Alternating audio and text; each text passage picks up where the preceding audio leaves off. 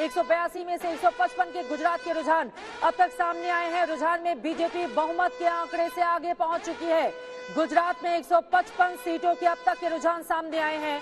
Bharatiya Janata party 102 सीटों के साथ अपनी बड़ी बढ़त बनाए हुए है। कांग्रेस पार्टी 46 के साथ बीजेपी से बहुत पीछे है और आम आदमी पार्टी 7 सीटों के साथ कांग्रेस पार्टी से बहुत पीछे है। वहीं दूसरी तरफ हिमाचल प्रदेश पर अगर आप नजर डालेंगे तो यहाँ पर 68 में से 56 के रुझान निकलकर सामने आए हैं। कांग्रेस पार्टी पहले नंबर पर चल रही है 28 सीटों के साथ, बीजेपी दूसरे नंबर पर, जबकि अगर अन्य को हम देखें तो 4 सीटों के साथ अन्य भी अपना यहाँ पर खाता खोलकर बीजेपी को आंखें दिखाते हुए, क्योंकि माना यही जा रहा है कि ज्यादातर वो बागी हैं जिन्होंने अन्य के रूप में अपनी उम्मीदवारी निर्दलीय तौर पर हिमाचल प्रदेश में ठोकी है। लेकिन यहाँ पर 156 के रुझान गुजरात के निकलकर सामने आ गए हैं। सीधे कुलदीप जी आपका रुख करते हुए, देखिए आप लोगों ने कम से कम कांग्रेस पार्टी के बारे में जो लिख कर दिया था कि 5 से भी कम सीटें आएंगी, अब तो वो 45 पर पहुंच गई, 44 क्रॉस कर रही है।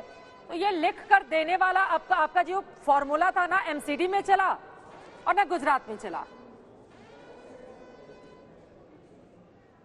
अंजना जी, मैंने फिर कहा आपसे, मैं बार बार वही कह रहा हूं कि आम आदमी पार्टी अंजना जी 10 साल पुरानी पार्टी है और 10 साल पुरानी पार्टी आज देश भर में इतनी लोकप्रियता बढ़ रही है।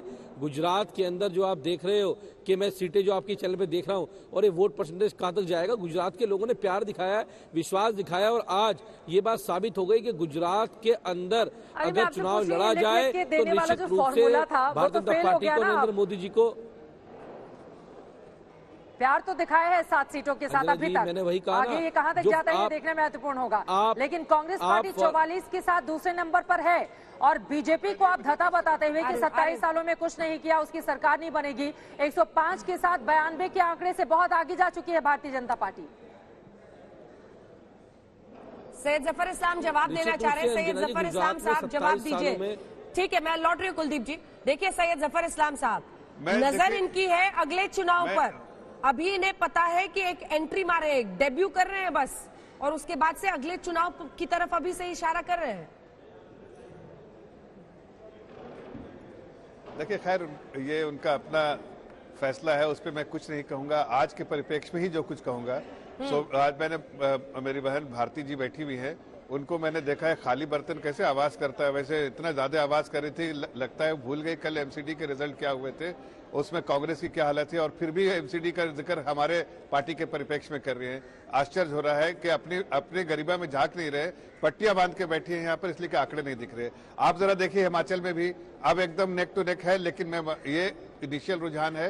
हिमाचल में धीरे धीरे करके बढ़त हासिल होगी और हम जहां पर आंकड़े कह रहे हैं, मैं कोई पतंग उड़ा नहीं रहा हूं अंजना जी, और आप भी गुजरात में और हिमाचल दोनों जगह गई हैं। गुजरात में आपने देखा कैसा वन वे ट्रैफिक था, इसलिए वो आंकड़े में भी दिख रहा है कि हर लोग भाजपा के अलावा कोई और उसके पास विकल्प नहीं देखता है, इसलिए कि उनको जो भी सेवा जो की है भारतीय जनता पार्टी ने 27 सालों के बाद, ये आज भी उनका विश्वास सिर्फ भारतीय जनता पार्टी में है और उन्होंने बार बार आशीर्वाद भारतीय जनता पार्टी को ही दिया है। उसका कारण, मुख्य कारण है कि हमने सत्ता को सत्ता की तरह नहीं बल्कि एक मौके की तरह देखा कि लोगों की सेवा करना है।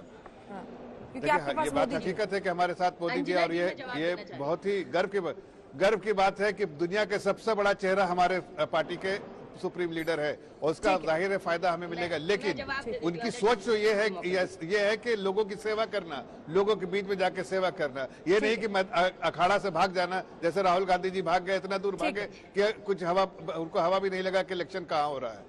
ठीक है, अब जवाब लेते हैं उनसे। संजय जी भी और विनोद जी हमारे साथ यहाँ पर मौजूद है। साधना जी जवाब दीजिए। देखिए आंकड़ों पर भी नजर डालिए, क्योंकि अभी तक के रुझान ये कह रहे हैं कि 26 और 28 सिर्फ 2 का फासला है अब हिमाचल प्रदेश में आपका बीजेपी के साथ।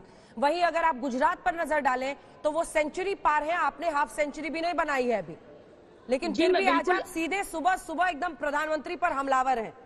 वो तो कह रहे हैं कि आपके सेनापति कहाँ थे, युद्ध गुजरात और हिमाचल में चल रहा है, वो राजस्थान में बैठे हैं, वर्ल्ड कप देख रहे हैं।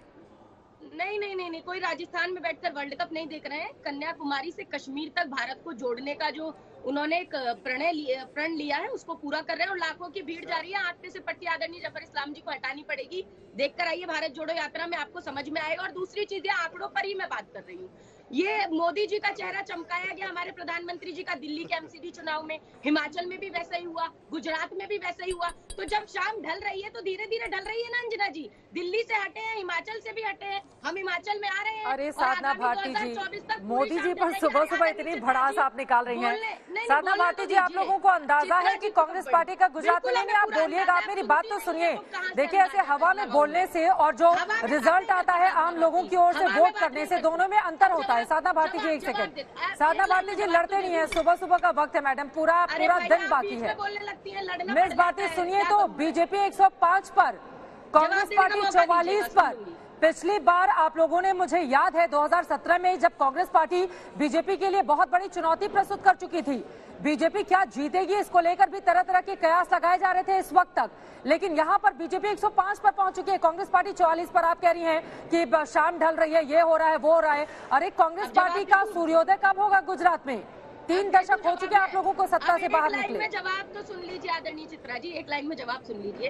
अगर आप हार और जीत की बात करती हैं तो मैं तो कह रही हूँ शाम धीरे धीरे ढलती है ना। हारने की बात रही तो माननीय अटल बिहारी वाजपेयी जी 5 बार अपने जीवन में लोकसभा चुनाव हारे और निर्दलीय प्रत्याशी से जमानत जब्त हुई थी, देश के प्रधानमंत्री नहीं बने क्या?